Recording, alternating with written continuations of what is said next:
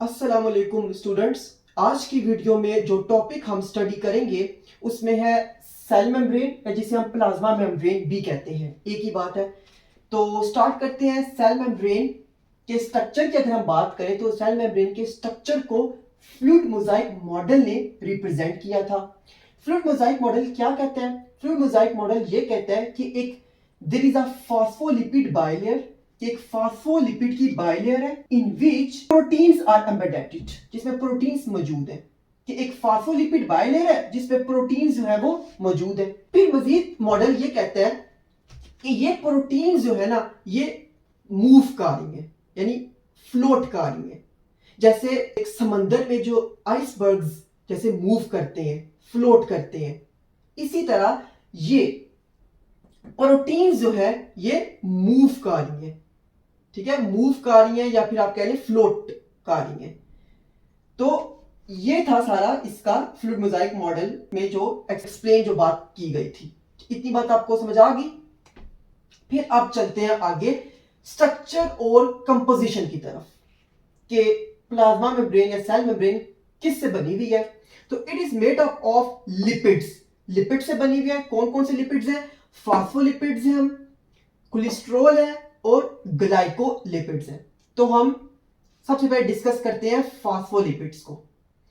Phospholipids की बात करें तो ये वो लिपिड्स हैं जिनमें फॉस्फेट ग्रुप अटैच होता है। ठीक है, अब फॉस्फोलिपिड्स की अगर हम बात अभी हम कर रहे हैं तो आपको ये एक दो लेयर्स नजर आ रही होंगी, एक ये लेयर और एक ये लेयर। अब ये जो दो लेयर्स आपको नजर आ रही हैं ये एक्चुअली में फॉस्फोलिपिड्स ही की लेयर्स हैं। अब देख लेते हैं फॉस्फोलिपिड का स्ट्रक्चर। दो पोर्शंस हैं फॉस्फोलिपिड के, एक है पोलर हेड और एक है non polar tails. Polar head की बात करें तो इसमें फॉस्फेट ग्रुप होगा और फॉस्फेट ग्रुप होने की वजह से ये ये पोर्शन पोलर बन जाएगा। पोलर क्या मतलब? कि जो हाइड्रोफिलिक यानी वाटर में जो जो वाटर को अट्रैक्ट कर सकता है, वाटर में डिसॉल्व हो सकता है। सही हो गया। जबकि ये जो टेल्स, फैटी एसिड टेल्स है इन लिपिड्स की, ये टेल्स नॉन पोलर है। नॉन पोलर मतलब हाइड्रोफोबिक, यानी कि जो वाटर को अट्रैक्ट नहीं कर सकती, यानी जो वाटर में डिसॉल्व नहीं हो सकती। अब यहां पे जो फॉस्फोलिपिड की अरेंजमेंट है ना इस लेयर की, वो कुछ इस तरह से हुई है कि फॉस्फोलिपिड की जो टेल्स है, जैसे मैंने यहां पे अभी बताया कि ये जो टेल्स है, ये टेल्स आपस में एक दूसरे के आमने सामने होंगी। बिल्कुल जैसे डायग्राम में आप देख सकते हैं, ये टेल्स जो है ना एक दूसरे के आमने सामने है। ठीक है, ये आमने सामने है। और जो हेड्स होंगे ये वाले पोलर हेड्स, ये पोलर हेड्स जो होंगे सेल्स के अंदर के साइड मूव कर रहे होंगे और सेल्स की आउटसाइड भी। ठीक हो गया।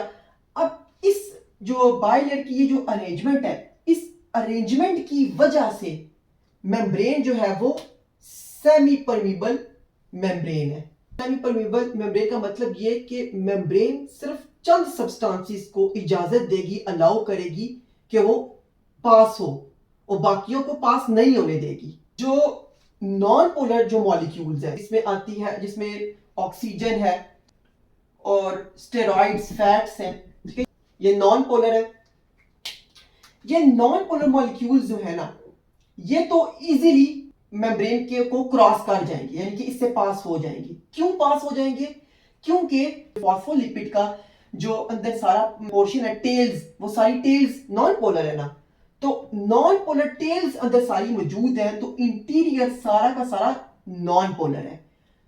जिस नॉन पोलर होने की वजह से सिर्फ नॉन पोलर ही पास होंगे, पोलर मॉलिक्यूल्स पास नहीं हो सकते। अब जो पोलर मॉलिक्यूल्स हैं वो क्यों नहीं पास हो सकते?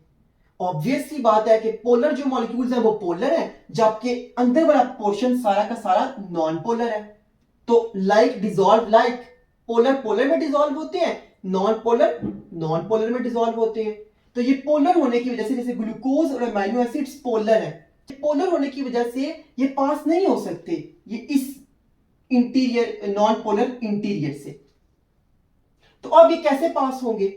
ये पास होंगे प्रोटीन्स के through.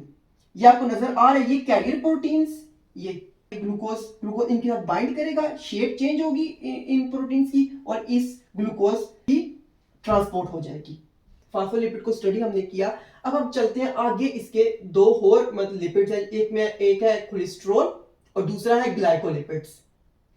This is a cholesterol, ये आपको नजर आ रही होगी, ये मैंने ब्लू में जो है ना इसको हाईलाइट किया, ये कोलेस्ट्रॉल है, ठीक है, ये कोलेस्ट्रॉल है। कोलेस्ट्रॉल का फंक्शन क्या है?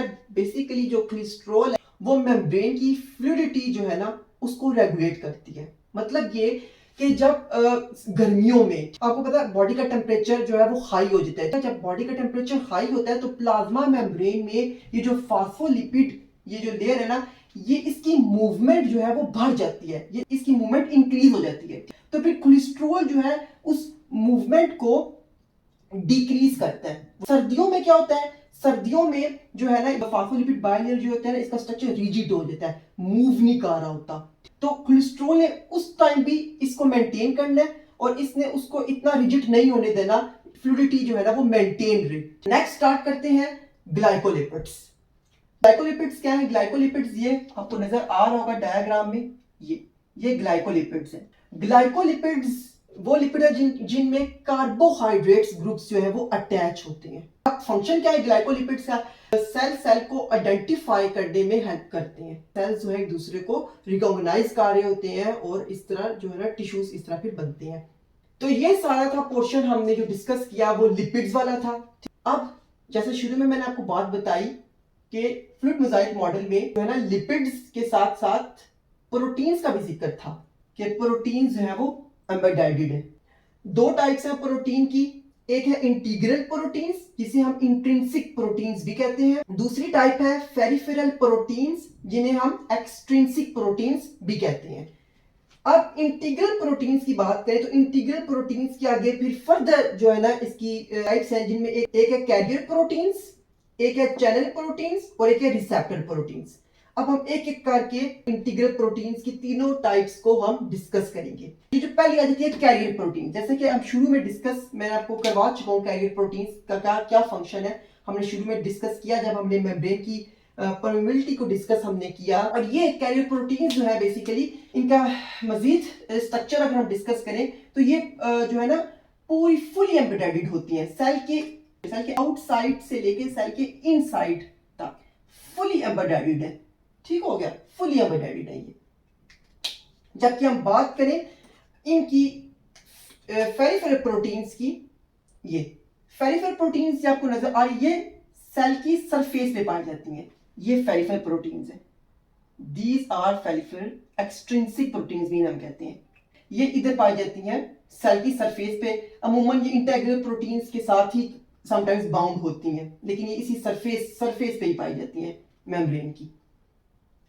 ठीक हो गया, तो ये पेरिफेरल प्रोटीन्स भी हमने डिस्कस कर ली। इंटीग्रल प्रोटीन्स हम डिस्कस कर रहे हैं, अभी कैरियर प्रोटीन्स हमने डिस्कस कर ली। अब नेक्स्ट प्रोटीन आती है चैनल प्रोटीन्स।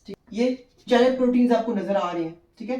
चैनल प्रोटीन्स जो है ना ये आयंस को ट्रांसपोर्ट कर रही होंगी। जिस तरह ये पोलर मॉलिक्यूल्स सेल की मेम्ब्रेन से पास नहीं हो सकते थे बिकॉज इंटीरियर नॉन पोलर थी सारी, इसी तरह आयंस भी पास नहीं हो सकते इस नॉन पोलर इंटीरियर से। तो फिर इसके लिए फिर ये चैनल प्रोटीन्स होंगी वो हेल्प करेंगी कि ये जो आयंस है वो आसानी के साथ जो है वो ट्रांसपोर्ट हो सके अक्रॉस द सेल मेम्ब्रेन के अक्रॉस। तो ये थी चैनल प्रोटीन्स, ठीक है, ये भी बात आपकी क्लियर होगी। नेक्स्ट आ जाते हैं रिसेप्टर प्रोटीन्स। रिसेप्टर प्रोटीन्स वो प्रोटीन्स होती हैं जो बाइंड होती हैं सिग्नलिंग मॉलिक्यूल्स के साथ। उनमें हार्मोन्स हैं, न्यूरोट्रांसमीटर्स हैं, ठीक है। न्यूरोट्रांसमीटर्स और हार्मोन्स जो है वो बाइंड होते हैं इन रिसेप्टर प्रोटीन्स के साथ और आगे जो है वो बायोलॉजिकल इफेक्ट जो है वो प्रोड्यूस होता है। तो ये सारी प्रोटीन्स जो हमने अभी डिस्कस की हैं, ये इनके साथ साथ हमने फंक्शंस भी आपको बताए। लिपिड्स को जब डिस्कस किया तो लिपिड्स का फंक्शन भी बताया। तो आई होप स्टूडेंट्स आपको लेक्चर जो होगा वो आपको अंडरस्टैंड आपने किया होगा, आपको पसंद आया होगा। और अगर आपको लेक्चर पसंद आया, आपने अच्छी तरीके से अंडरस्टैंड किया है, तो प्लीज मेरी वीडियो को लाइक कर दीजिएगा और चैनल को सब्सक्राइब भी कर दीजिएगा। Thank you.